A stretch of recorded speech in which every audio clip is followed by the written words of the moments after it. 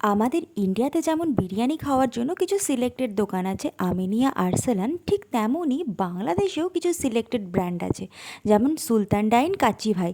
বাংলাদেশে থাকাকালীন ওদের এই সুলতান ডাইন থেকে আমি মাটন বিরিয়ানি আর একটা মোরগ পোলাও আর মুরগির রোস্ট ট্রাই করেছিলাম, আর সাথে বোরহানিও নিয়েছিলাম।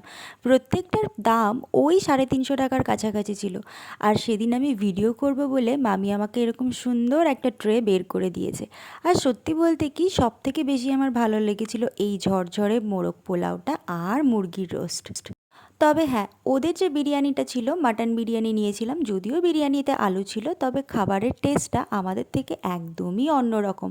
দেখো, যদিও অন্য একটা দেশের খাবারের টেস্ট কেমন সেটা বর্ণনা করে বলে বোঝানো খুবই কষ্ট, তবে আমি আরেকটা ভিডিওতে এই খাবারগুলো কেমন এক্সপিরিয়েন্স ছিল আমার খেতে, সেটা আমি তোমাদের সাথে শেয়ার করব। তবে বিরিয়ানির অভিজ্ঞতাটা কিন্তু অবশ্যই